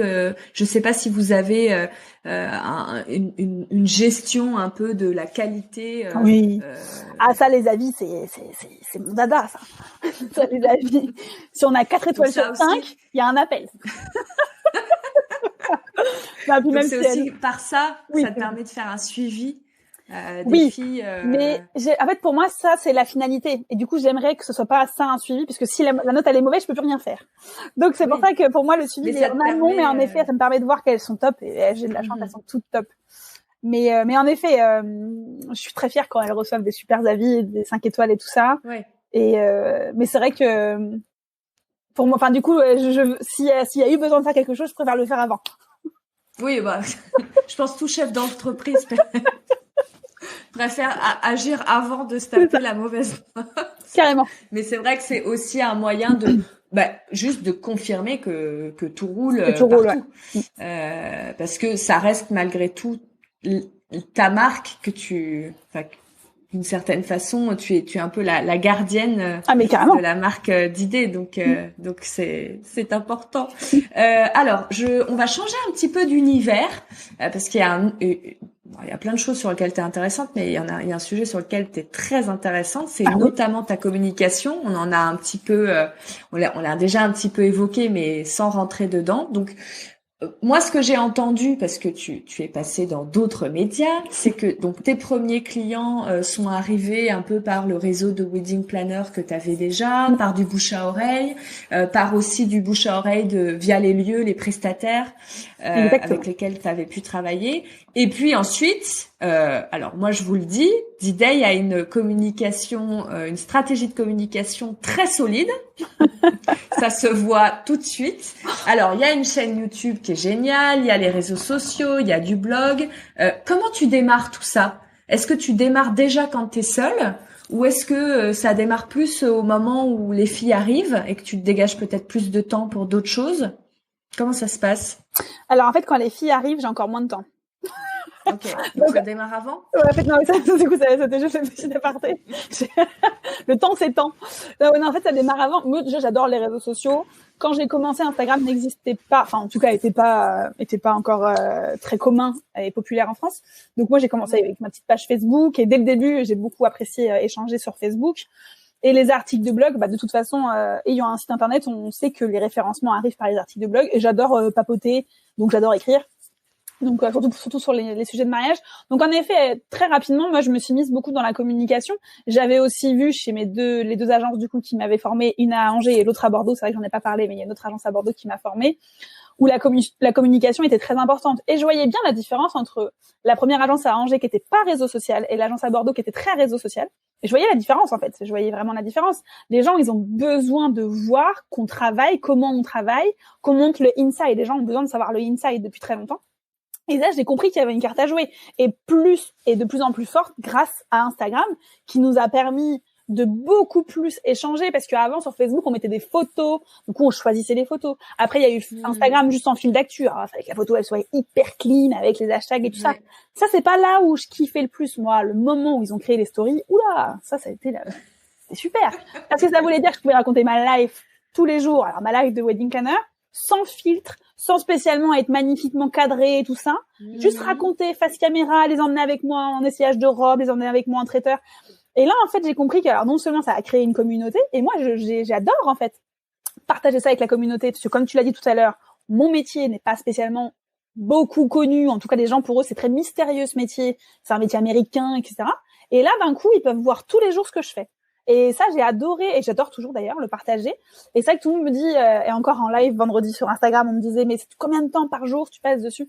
Alors oui, c'est du temps, mais vraiment les stories, moi, ça me fait kiffer. Et j'adore cette communauté d'idées. Oui, donc non, alors ça c'est quelque chose que je dis souvent aux lieux, aux prestataires que moi j'accompagne avec Booking Check. Il faut trouver le moyen de communication qui vous correspond. Ah oui, c'est ça. Tu l'as trouvé. C'est la vidéo. Ouais, ça, moi, c'est la vidéo. Moi, les photos, d'ailleurs, souvent, je suis plutôt boomerang que photo. Mais, en effet, et c'est intéressant ce que tu dis parce que, puisqu'on est 20 wedding planners, enfin, il y a 20 filles, il y en a, peine un peu sur Instagram, parce qu'en fait, c'est pas leur truc. Et du coup, elles vont être meilleures sur les articles de blog, ou, parce que par exemple, moi, j'écris, mais j'ai pas une prose incroyable. Il y en a qui vont m'écrire des trucs super. Il y en a, elles vont être plus pour travailler, par exemple, là, une d'idée suisse qui me travaille sur le podcast. Il y en a qui vont être plus, moi, je vais refaire la plaquette, elles sont plus sur les illustrations. Et du coup, c'est génial, parce que moi, avant, il y avait que moi, donc du coup, il y avait que mon envie de, YouTube, ça fait longtemps aussi, hein. YouTube aussi, c'était quand j'étais seule. Enfin, j'ai commencé quand j'étais seule. Donc moi, il y avait mon côté vidéo. YouTube, les lives. Et grâce aux filles, du coup, il y a une espèce de pluralité, parce qu'avant, moi, c'était juste, je publie des photos en fil d'actu et je fais mes stories. Que maintenant, on voit qu'il y a des choses, il y a des visuels et tout ça. Et ça, c'est l'avantage de la pluralité. Mais c'est vrai que ma communication est basée vraiment beaucoup sur les réseaux sociaux d'ailleurs. Et TikTok a été ma nouvelle découverte, comme beaucoup de trentenaires. TikTok a été ma découverte du confinement, premier confinement. Et même moi, c'est comme ça que je t'ai connue. Ah ouais? Ouais, parce que t'as posté une vidéo TikTok. En fait, t'as posté sur LinkedIn une vidéo TikTok qui avait explosé avec la chanson Jérusalem. 5 millions de vues, je suis trop fière. Et c'était un peu le sorti du confinement. Je pense que la vie reprenait un petit peu son cours. C'était l'été, etc. Et j'avais vu ce pic que tu avais eu avec TikTok. Je m'étais dit, tiens, des gens qui sont dans l'événementiel, qui communiquent sur TikTok, je pense pas qu'il y en a beaucoup. Je pense que il y a des choses à nous raconter, Lottie. Mais c'est vrai que TikTok, en fait, c'est un peu parti comme ça. Je pense que c'est un peu comme tout. Tant que ça t'amuse, je pense que t'es bon. Ouais. Enfin, en tout cas, moi, je suis d'accord avec toi. Je me risque aussi. Oui, c'est ça. En fait, je me risque pas. Enfin, au pire, de toute façon, c'était moi-même. Ça peut faire un flop, mais dans l'absolu, moi, ça m'aura fait kiffer de le faire. Là, je suis en train de faire une connerie. Pareil, c'est pour faire sortir un truc TikTok cette semaine, parce que j'ai fait le tournage des vidéos YouTube ce matin. Et enfin ce midi, et je buvais un verre de vin, et le verre de vin il s'est barré. Et donc sur TikTok en ce moment il y a une tendance de quand il y a un truc qui se casse la gueule, il y a une musique exprès et on fait un calage, un montage exprès. Et donc je suis là depuis 1 heure à essayer de comprendre comment je peux faire mon montage. Parce que franchement, c'est pas notre génération TikTok. Mais justement, en fait, faut juste s'y intéresser 2-3 secondes. Et en fait, TikTok, c'est très drôle. Donc, je vais sortir cette vidéo qui n'a clairement pas grand chose à voir avec les mariages. Mais je tournais mes vidéos YouTube des mariages. Mon verre s'est cassé la gueule. Ça va faire rire plein de gens. Et c'est ça aussi. Quelquefois, faut communiquer juste pour faire rire. Oui, moi, je trouve, en fait. C'est mon avis aussi, mais moi, je pense qu'il faut communiquer et il faut rester fidèle à soi-même. C'est-à-dire que, en fonction de qui on est, il faut le respecter. Faut pas se forcer à être quelqu'un qu'on n'est pas quand on communique. Voilà. Mais ça se voit sinon. Voilà, c'est ça. Et en fait, il faut aussi, à l'inverse, ne vous forcez pas à rentrer dans une case qui n'est pas la vôtre. Déjà parce que ça va être affreux pour vous. mais a priori, ça va pas marcher. Donc, vous allez vous frustrer pour un résultat carrément nul. Alors que parfois, vous allez peut-être, quand on commence à communiquer, et je pense que tu seras très bien placé pour nous dire, par exemple, quand tu as démarré tes vidéos YouTube, c'est loin d'être parfait quand on démarre. Non, elles sont horribles, mes premières. Mais je les laisse. Parce que oui, j'avais pas d'éclairage, du coup il y avait à moitié mon visage éclairé par la fenêtre, l'autre moitié éclairé par la lampe, un peu comme ça mais en pire, et pas éclairé là, et le son pourri. Et en même temps, c'était le début quoi. Et du coup je les laisse parce que les sujets sont intéressants, mais c'est vrai que c'est particulièrement dégueulasse. Mais c'est pas grave. Maintenant j'ai la ring light, le micro, le machin. C'est ça, mais c'est pas grave en fait, parce que si vous êtes vous-même, que vous racontez quelque chose d'intéressant, qui va intéresser les gens à qui vous vous adressez, et qu'on retrouve votre personnalité, c'est pas grave. Ah mais les gens ils vont aimer. Moi il y a des milliers de vues sur ces vidéos toutes moches. Voilà, donc ça c'était un point que je voulais absolument qu'on évoque ensemble, parce que je pense que notamment les lieux événementiels, il y a tellement de pages Instagram d'inspiration, de décoration événementielle, de lieux événementiels où tout est magnifique à l'américaine, il y a rien qui dépasse, etc. On s'en fiche, on vous demande pas de faire un truc parfait. Par contre, comme le disait Elodie, les réseaux sociaux, la communication et autres, ça peut être une newsletter. Il y a des gens qui font des newsletters absolument délicieuses et qui sont pourtant des lieux événementiels. Donc à la base, qui n'ont peut-être pas quelque chose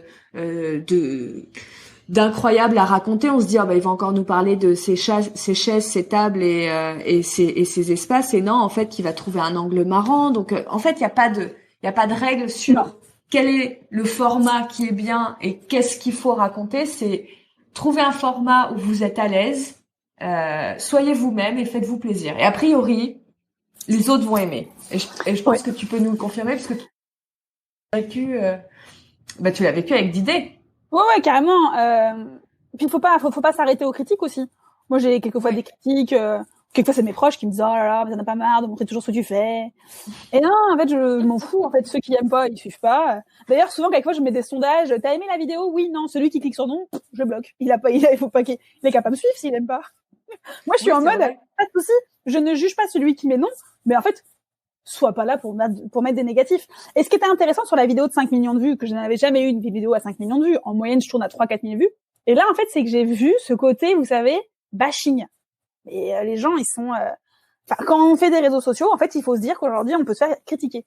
Et en l'occurrence, cette vidéo qui a eu beaucoup de vues, c'est pas moi qui dansais, c'est ma mariée, les invités. Moi, je tournais la vidéo.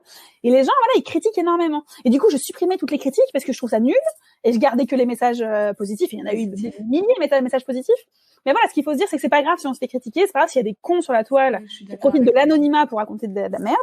Parce que ce qui compte, c'est que la majorité soit contente, que la majorité vous suive. Et puis, les premières vidéos, elles seront peut-être vues par 10, 20 personnes, mais c'est pas grave, parce que moi, les premières... Ça, faut pas avoir peur du début, en fait. Je veux bien que tu nous dises, dans les grandes lignes, entre le moment où tu as commencé à communiquer, alors, imaginons via ton compte YouTube, et le moment où vraiment tu as senti que la mayonnaise prenait. J'ai peur qu'on va déprimer les gens, si je le dis. Comment? J'ai peur qu'on déprime les gens si je leur dis, parce qu'en fait c'est long. Non, il faut le dire, Elodie. Il faut le dire parce que c'est long. Ouais, c'est hyper long.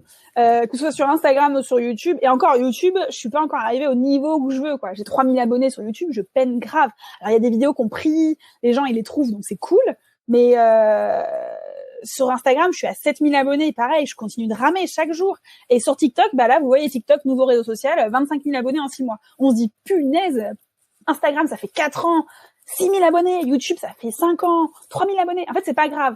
Et en effet, alors déjà, je dois être contente de ce que j'ai, en effet, parce que c'est déjà pas mal, mais on a toujours envie de plus. Enfin, moi, particulièrement, toujours envie de plus. Et déjà, pour arriver là où j'en étais, où j'en suis, ça a mis du temps. YouTube, ça a dû mettre 1 an et demi à décoller, sachant que je postais des vidéos tous les 2 semaines. Et ça, c'est un gros rythme de travail. Tous les 2 semaines. 2 semaines. Oui.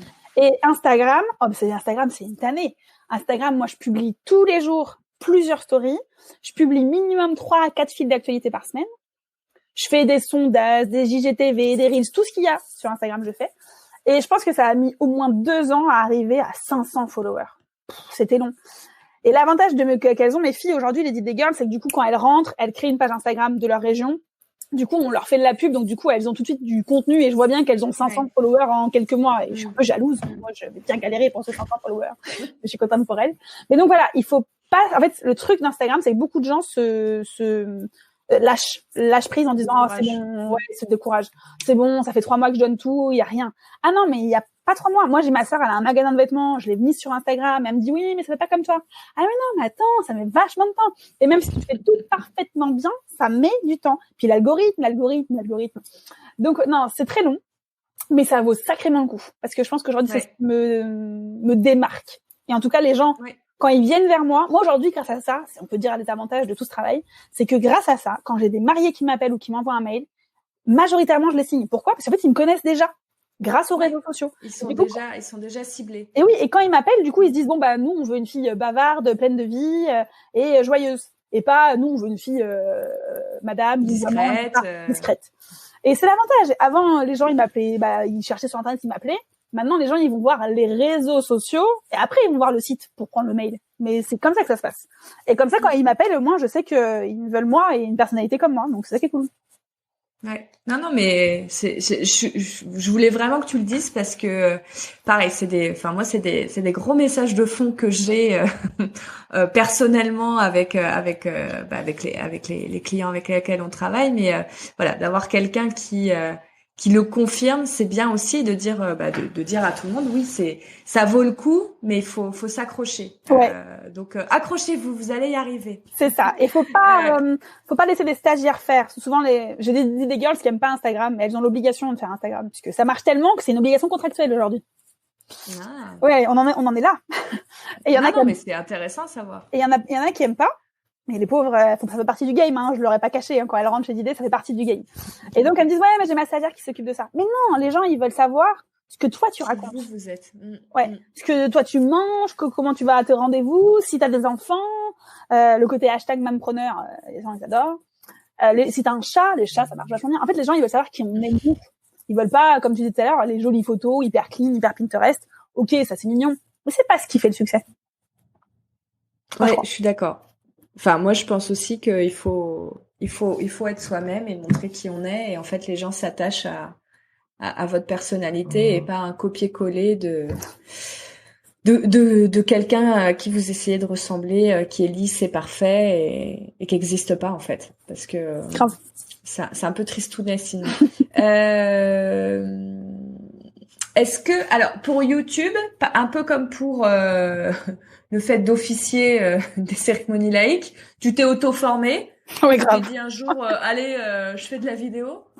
En fait, c'est avec un ami qui tient un lieu de réception d'ailleurs, qui est devenu ami parce que du coup, je faisais des mariages là-bas. Et il me dit, lui, il adorait regarder des tutos pour tout, même des tutos make-up, alors que pourtant il n'a pas besoin. Il me dit, en fait, toi, avec ta chat là, tu devrais faire quelque chose sur YouTube. Ah, j'ai dit non, mais par contre, moi, je ne sais pas monter les vidéos. Mais c'est pas grave, Hello, moi, je vais te monter les vidéos, j'adore. Et c'est comme ça qu'il y a plus de 4 ans, avec l'abbaye de Vauluisant, petit coucou à l'abbaye de Vauluisant, et bien, du coup, j'ai tourné ma première vidéo avec la lumière toute pourrie, et qu'on a bien rigolé, et que a été fait ce premier jingle qui est aujourd'hui toujours le jingle du début des vidéos YouTube, avec ce rire, là. C'est le rire qui a été pris de façon complètement spontanée. Et donc, en fait, c'est comme ça que ça s'est fait. En fait, à force de regarder des tutos make-up, on s'est dit, nous aussi, on peut faire. Enfin, pas en make-up, mais en mariage. Et en fait, c'était plutôt une discussion, cette première vidéo YouTube, en mode, raconte-moi comment on organise un mariage. Et je racontais. Et puis, puisque je fais toujours des conneries, des gaffes, ou que je bafouille toujours un peu, ça a fait un making-of. Le making-of a fait un peu le succès de cette chaîne YouTube. Je sais qu'il y en a qui regardent que pour le making-of, parce que du coup, je vois dans les statistiques tout à la fin. Parce que du coup, paraît-il, je suis drôle quand je fais des conneries. Et le verre de vin sera dans le making-of d'ailleurs de la prochaine vidéo YouTube, évidemment. Elle sera sur TikTok, mais dans le making-of aussi. Et donc en fait, c'est spontanément, ça s'est fait comme ça. Puis du coup, il s'appelle Nicolas, il a fait les premiers montages parce que vraiment, j'y connais rien en montage. Et puis ça lui prenait quand même pas mal de temps. Donc 1 an après, c'est mon conjoint qui a pris un peu le relais. Et en fait, du coup, c'est toujours pas moi qui monte mes vidéos. Moi, je m'occupe de la miniature, les mettre sur YouTube, comment on met. En fait, après, je m'occupe de l'algorithme, moi, de YouTube. Et le montage, du coup, j'externalise à mon conjoint. Mais en effet, j'ai aucune formation là-dedans. Je pense que, encore une fois, en fait, c'est d'être sincère qui marche. Je suis pas sûre que les formations, alors enfin, c'est chier de dire ça, mais les formations doivent apporter, en fait, une connaissance. un raccourci de savoir comment, si je clique là-dessus, qu'est-ce que ça fait. Ça, c'est sûr, parce que moi, j'ai fait des boulettes au début. Mais j'ai dû refaire des vidéos d'ailleurs, parce que du coup, j'avais tout perdu. Mais en revanche, le contenu, je pense pas qu'il y ait de formation pour le contenu. C'est encore une fois, c'est comme écrire un article de blog ou faire une story. Si tu parles de ce que tu as envie. Enfin, en tout cas, dans mon métier. Je dirais qu'il y a une formation on peut se former si on en a besoin, se former, se faire aider à se débloquer. Voilà. Ah oui, mais le côté théâtral, tu veux dire. Non, à se débloquer aussi sur le nombre de gens qui me disent à dire. Ah. Et en fait, c'est pas forcément qu'ils ont rien à raconter, c'est qu'ils ont pas encore le regard pour se dire c'est intéressant. En fait je peux parler du nouveau système de son qu'on a installé. Tiens, je pourrais parler du producteur avec lequel on va travailler sur la bière. Tiens, je pourrais parler du dernier client qui est venu chez nous pour faire un team building et qui a adoré parce que il s'est passé ci et ça. Tiens, je pourrais parler du coach qui est venu pour tel client qui a fait tout un coaching avec des instruments de musique. Ouais, je vois ce que tu veux dire. Mais c'est vrai que moi je me suis jamais posé la question parce que je suis tellement bavarde que du coup j'ai toujours quelque chose à dire. Mais en effet, moi je sais que c'est venu aussi assez naturellement de raconter des choses, mais je sais qu'il y a beaucoup de gens pour qui besoin, ils disent, bien sûr. La page blanche, ils ont aucune idée de ce qu'ils veulent. Oui, c'est vrai que pour ça, je pense qu'il y a les formations sont intéressantes. Et là-dessus, je pense que tu peux te faire aider à te débloquer pour avoir ce regard. Et en fait, plus jamais te dire qu'est-ce que je vais raconter. Je pense par exemple, je sais. Te donner confiance en fait, parce qu'en fait les gens ils ne croient pas que c'est intéressant ce qu'ils disent. Il y a ça aussi. Il y a cette problématique de mais en fait je suis pas vraiment spécialiste. Mais en fait si t'es spécialiste, mais t'oses pas l'affirmer. Il faut l'affirmer. C'est ça. Et puis aussi plus on raconte des histoires, plus on a des idées d'histoires. Il y a aussi un cercle vertueux sur le contenu. Plus on en produit, plus moi je trouve que plus c'est simple de se dire tiens, ça ce serait une bonne histoire, tiens, ça ce serait une bonne histoire. Puis après on va aller aussi sur des formats où on est moins à l'aise. Moi je sais que par exemple la vidéo, faire des vidéos tuto, c'est pas un exercice compliqué pour moi. Faire des stories, c'est plus difficile parce que je me veux plus me dire tiens, qu'est-ce que je peux raconter comme histoire en story aujourd'hui qui va être fun, parce que voilà, j'aime bien, je suis quelqu'un d'assez positif, j'aime bien les choses qui mettent de bonne humeur. Je déteste plomber les gens ou quoi. D'un autre côté, moi mon entreprise c'est un logiciel, donc quand j'ai commencé à faire du contenu, je parlais d'un logiciel. Bon, on a connu plus sexy. Et alors moi, j'étais pas du tout vouée à avoir un logiciel dans ma vie. Enfin, c'était pas du tout. C'est un peu arrivé par hasard. Mais en fait, à force, je me suis aussi débloquée. Voilà. Moi, je l'ai fait seule, mais je pense que j'aurais pu gagner peut-être 1 an facilement si j'avais croisé le chemin de quelqu'un de bien qui m'avait peut-être un peu coaché. Voilà, c'était juste pour rebondir là-dessus. Mais en effet, je pense que parfois, ça sert à rien de faire trop de formation. À un moment donné, il faut se lancer. Et tout ça aussi pour dire à nouveau, comme toi, tu as commencé avec un copain à tourner des vidéos un peu comme ça devenait. Voilà, il faut bien commencer quelque part et allez-y, prenez un téléphone, prenez un appareil photo et mettez-le en format vidéo. Et voilà. Filmez-vous. Et moi, j'étais pire que toi parce que je ne sais pas monter et j'ai personne qui sait monter autour de moi. Je faisais des tutos en one shot. Donc ça, c'était un autre défi. Ah oui, autre défi. Autre défi.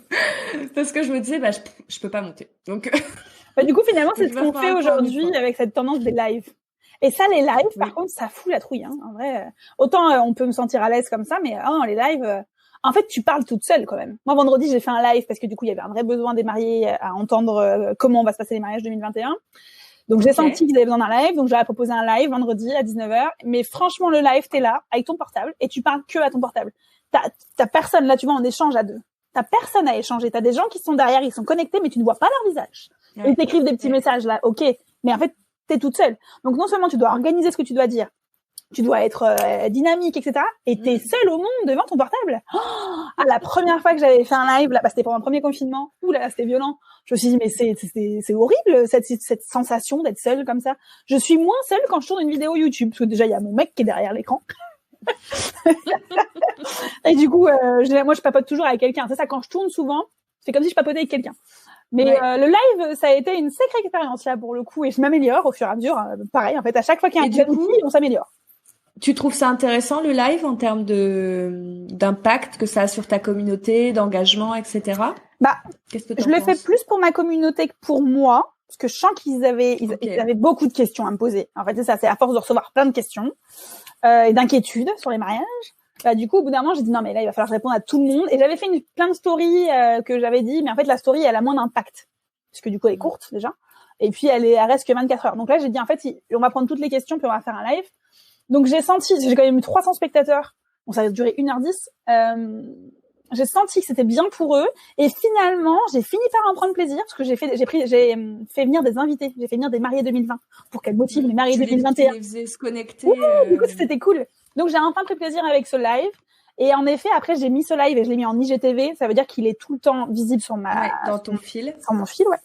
Et j'ai eu plein de nouveaux abonnés.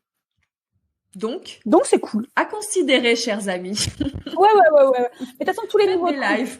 tous les nouveaux, les nouvelles fonctionnalités que créent les réseaux sociaux, c'est excellent pour l'algorithme. Enfin, si on doit rentrer là-dedans, c'est vraiment ça. Là, Instagram vient de créer le Reels. J'arrive jamais à le dire correctement. Des Reels. Des Reels, voilà. Des Reels. C'est clairement un plagiat de TikTok, on peut le dire. Hein.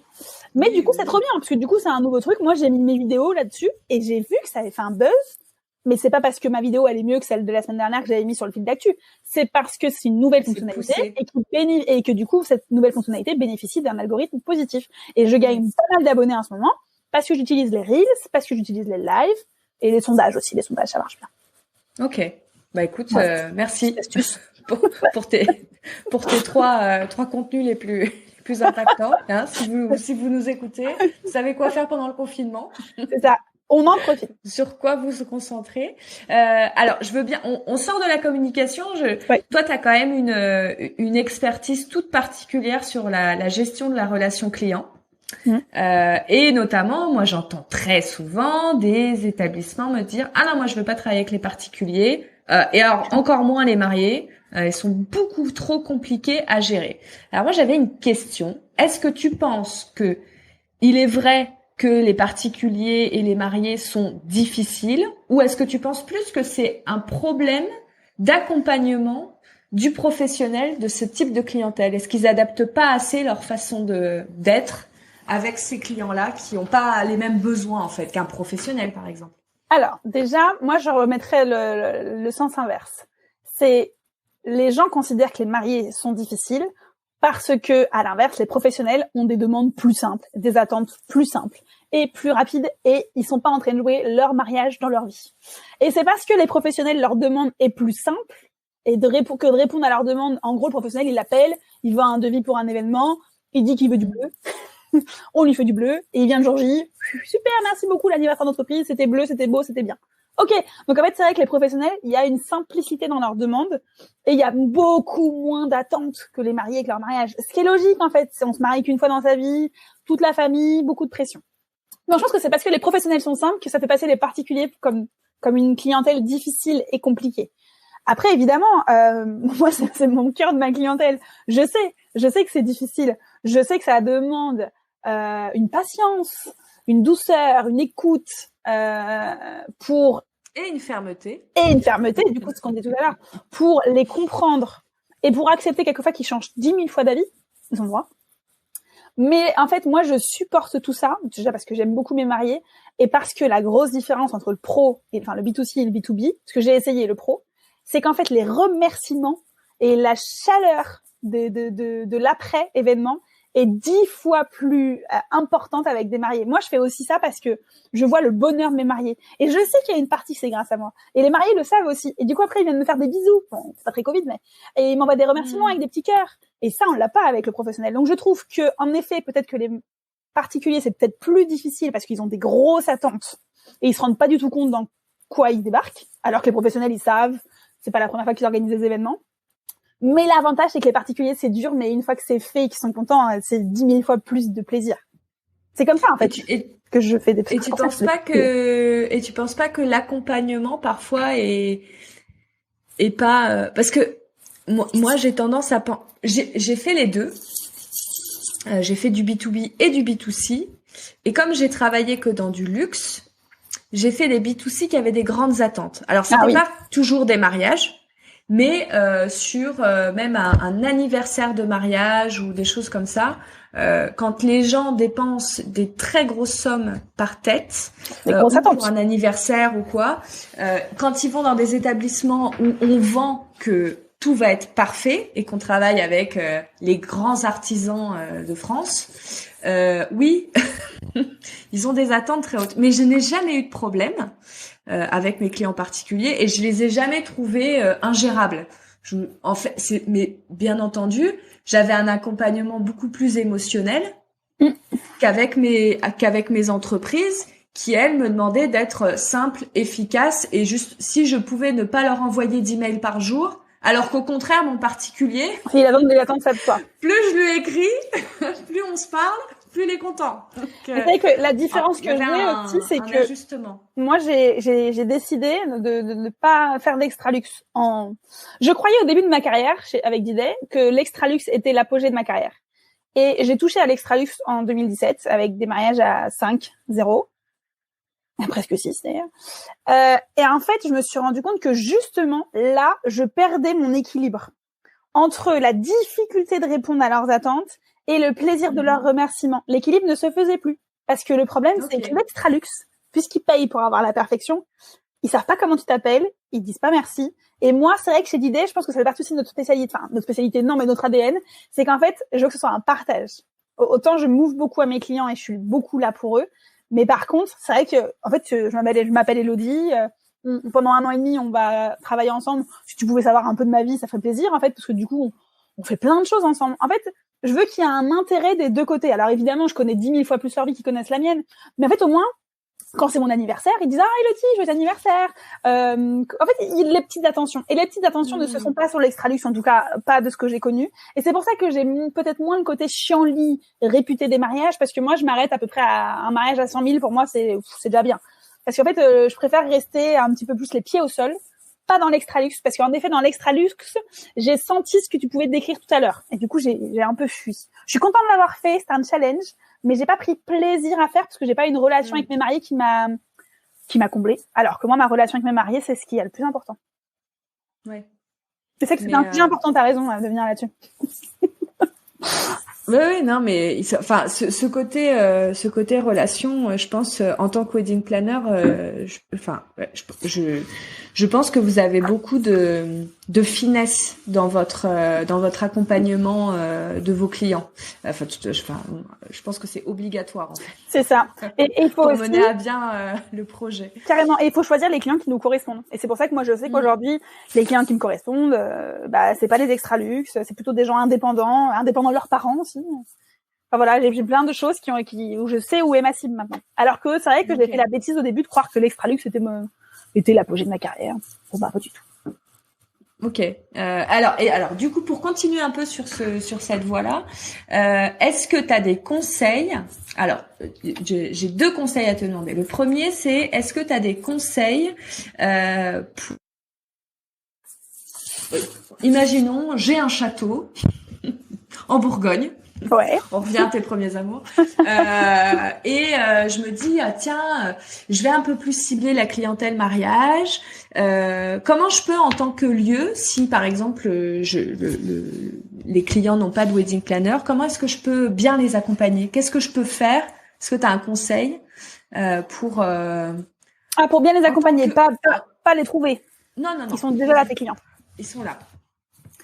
Est-ce qu'il y a quelque chose, il y a une base pour toi où tu dis Alors déjà, on peut faire plein de choses, mais en tout cas, il faut se mettre des limites parce qu'il y a beaucoup de propriétaires de lieux qui sont passionnés par les mariages et du coup, les pauvres, ils deviennent la wedding planner sans être payés et ils sont complètement sous l'eau. Et il y a l'inverse.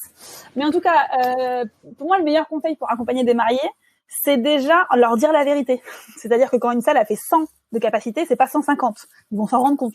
Parce que des mariés, ça, c'est des trucs qu'ils impriment pas mal. Après, c'est en effet, les rendez-vous, ils vont pas durer une demi-heure avec des clients mariés, c'est prendre beaucoup plus de temps pour ces clients mariés. Parce que s'ils n'ont pas de wedding planner, le lieu de réception, c'est le premier prestataire que l'on prend. Et donc, ils ont 10 000 questions, ils savent pas du tout où ils vont. Et donc, il faut prendre le temps de les écouter, si on a envie. Parce qu'après, il y a des lieux qui n'ont pas spécialement envie, et ce qu'ils ont fait, c'est qu'ils ont créé un partenariat avec des wedding planners, qui permet en fait aux wedding planners de faire les visites de lieux, ou d'être, écoutez, d'ailleurs, c'est comme ça qu'on s'est connus avec l'abbaye de Vauluzan, celui avec qui j'ai lancé la chaîne YouTube. C'est parce que du coup, quand il faisait la présentation de son lieu à des mariés, il disait, si vous avez toute question liée au mariage, etc., on a une wedding planner, c'est Elodie de l'agence d'idées. Donc en fait, voilà, c'est ça, c'est soit on a envie, parce que ça prend du temps, d'écouter, de conseiller, de proposer peut-être des prestataires avec qui on a l'habitude de travailler. Soit sinon, si on n'a pas envie, faut pas les laisser tout seuls, les petits chats. Faut les conseiller vers des wedding planners ou des coordinatrices. Mais en tout cas, je pense que des mariés bien accueillis dans un lieu, c'est des mariés qui auront passé du temps dans ce lieu avec quelqu'un qui les écoute et qui leur raconte beaucoup de choses, ça les rassure, et après qui les oriente. Parce qu'il faut pas non plus, j'ai beaucoup de propriétaires de lieux, et ils me disent non mais moi les mariés ils me prennent pour une wedding planner et qu'est-ce que j'en sais. Et du coup c'est ça en fait, il y a une espèce de, il faut mettre la limite. C'est pas facile non plus pour eux, je pense, les propriétaires de lieux de mettre la limite. Non, pas toujours, non. Enfin, moi, je sais que j'étais typiquement du genre à faire de l'extra miles. Alors, les clients étaient contents, mais parfois mon boss un peu moins, parce qu'il me disait, voilà, si tu ne passes autant de temps sur tous les dossiers, on va pas. C'est ça en fait. On va pas s'en sortir, Clémence. C'est important. C'est pour ça que je pense que le meilleur conseil qu'on donne aux propriétaires de lieux, c'est de conseiller les bons prestataires dont ils ont besoin. Si on voit que les clients ils sont en mode panique ou qu'ils habitent pas ici ou qu'ils savent pas où aller. Avant de vous orienter sur le mariage, créez votre écosystème. Ça bien sûr. En tout cas. Ah mais d'ailleurs, très souvent, j'ai des lieux qui m'appellent, des personnes qui m'appellent qui me disent, on vient d'investir dans un lieu, on va tout retaper, on va ouvrir dans 2 ans, vous pouvez me dire qu'est-ce que les mariés cherchent. Et là, je leur dis une salle de temps de mètres carrés, des hébergements, des machins. Et en fait, souvent, maintenant, il y a une espèce de réflexe de wedding planner. Ou quand ils créent leur truc de prestataire, leur liste de prestataires, dites-moi quels prestataires vous conseillez dans la région, lesquels vous avez blacklistés. Et puis après, du coup, ils vont nous faire visiter en primeur le lieu. Et ils savent que de toute façon, on est comme ça en fait. Ah bah oui. On doit être lié, hein. Oui, ça s'entend pas ça, mais je montre 2 mains qui se lient. On est comme ça. Et on est carrément complémentaires à un lieu et une wedding planner. Oui, complètement. Ok. Et alors, du coup, le deuxième conseil, ça tombe bien que tu dises ça. Qu'est-ce qu'un lieu peut faire pour vous faciliter la tâche à vous, wedding planner, pour que quand vous collaborez ensemble, est-ce qu'il y a des bons réflexes à avoir en tant que lieu? Déjà, il faut qu'ils aient des bons supports, parce que franchement, on peut en parler. Il y a 50% des lieux, ils ont des très mauvais supports. Ils ont des sites internet en mode Wanadu, là. On sait même pas de quand ça date. Il y a même pas des photos avec des tu me fais plaisir, Elodie. C'est l'horreur, les sites internet. C'est pas moi qui l'ai dit. Ah non, franchement. Oui, je pense qu'ils ont investi 5 000 € une fois, puis ils disaient, ça va, on peut pas faire 2 fois non plus. Ouais, non, mais en fait, vos sites hideux, là, des années 90, c'est horrible. Et du coup, c'est c'est moi qui vends les lieux, quelquefois. Je leur dis, non, mais n'allez pas voir sur le lieu. Regardez, j'ai fait des photos, je connais ce lieu. Regardez le potentiel qu'il a. Parce que quelquefois, ils mettent des photos avec des chaises en plastique et des nappes en papier. Mais qu'est-ce que mes mariés, ils vont se projeter là-dedans? Donc, en fait, non. Déjà, pour m'aider, il faut avoir un site avec pas grand chose. Des images jolies. Des belles photos. Et des photos où on voit des mariages. Si c'est un nouveau lieu qui n'a pas encore fait de mariage, en fait, il y a 10 000 wedding planners qui se créent chaque seconde et qui veulent faire des shootings d'inspiration. Donc, allez vers des wedding planners. Elles cherchent toujours des lieux pour faire des shootings d'inspiration. Et comme ça, vous aurez un shooting dans votre lieu qui sera en mode hyper pulsé par la décoration qu'elle vous aura faite gratuitement. Vous aurez des belles photos et des belles vidéos. Donc, vous vous servez de ça. En plus, c'est de la communication pour tout le monde, ça. Ah bah, et moi, toutes les Diday Girls, elles font un shooting dès qu'elles rentrent chez Diday pour mettre en valeur les lieux de leur région. C'est la base. Donc, déjà, il y a ça. Ce qu'il faut savoir, c'est qu'il y a des lieux, quand les wedding planners appellent, ils envoient chier. Parce qu'il y a des lieux, ils sont en mode, les wedding planners, surtout pas. Non, mais dites oui, en fait, on est là pour vous, on vous prend pas le job, justement, on vous apporte le job. Et pour vous apporter le job, donc il faut un joli site. Et c'est vrai que si on a un réseau social, ça, c'est quand même assez cool. Et beaucoup de gens me disent, oui, non, on a Facebook. Ouais, mais en fait, les mariés, ils ont 30 ans aujourd'hui et c'est Instagram, le réseau social des mariés, majoritairement. Et donc, en fait, un Instagram, alors je comprends, on n'est pas obligé de faire une grosse communauté, mais en fait, mettez des photos, c'est important, parce qu'il y a beaucoup de gens qui vont chercher sur Instagram. Et puis après, tout simplement, une autre problématique avec les lieux, c'est qu'en fait, ils répondent jamais. Parce que moi, j'ai toujours besoin, tous les ans, du coup, je mets mes tableaux à jour sur leur prix. Et j'ai toujours besoin de savoir où est-ce qu'ils en sont au niveau du booking. J'ai besoin de savoir leur date dispo. Avant de proposer à des mariés les lieux, j'ai toujours les lieux en premier pour qu'ils me disent « Ok, Elodie, il me reste de la dispo pour ce créneau-là, et le prix pour 2021 2022, c'est ça. » Sans ça, je peux pas proposer. Et moi, il y a à peu près 25-30% des lieux qui ne me répondent pas. Donc en fait, c'est « Vous m'envoyez un mail, ah mais si j'ai pas répondu, vous m'envoyez un texto, puis si j'ai pas répondu au texto, vous m'appelez. » Je suis pas ta secrétaire non plus. Et c'est d'ailleurs pour ça que ce métier de wedding planner s'est créé, parce qu'en fait, les gens en ont marre d'attendre la réponse des prestataires.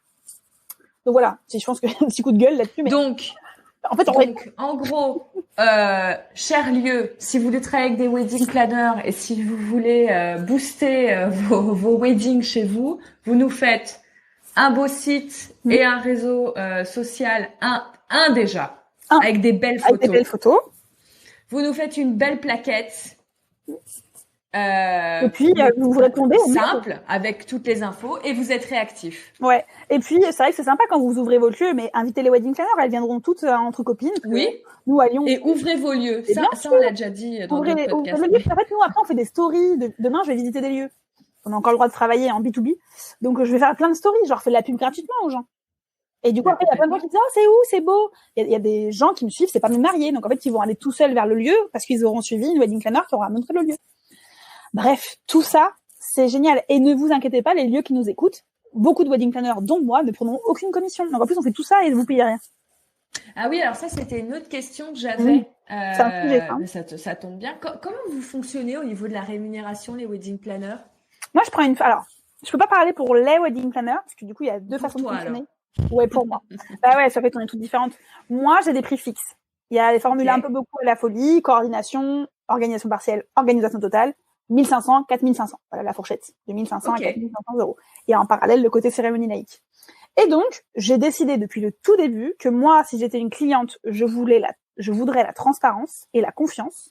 Et la transparence se joue dès le début sur les prix. Donc, j'ai écrit moi-même sur mon contrat.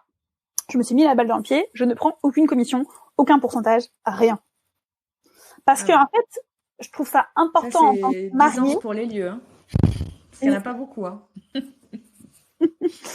En tant que mariée, je veux payer une wedding planner qui me dise bah écoute Rémi, Pascal et Elodie sont de bons photographes et c'est pas parce qu'ils me payent que je te le dis. C'est parce qu'ils sont des bons photographes. Je pense qu'ils vous correspondraient bien à vos goûts, à ce que vous m'avez dit. Et là la mariée elle me dit ouais de toute façon Elodie elle est pas commissionnée donc ce qu'elle me dit c'est vrai. Alors que si j'étais commissionnée par mes prestataires, on n'est pas d'Inde, hein. On envoie ceux qui nous commissionnent correctement. Et après tout redevient du business. Et ça, moi, je n'ai pas voulu que ça devienne du business. Et donc, mes mariés, ils ont confiance en moi. Et ça fait partie de l'ADN de Diday, hein, aucune commission. Quand les Diday Girls, elles rentrent, elles savent qu'elles peuvent par un pirate. Si j'en chope une, c'est fini. Hein. Non seulement, en fait, super. On le met dans les contrats avec les clients et les filles l'ont en contrat avec moi.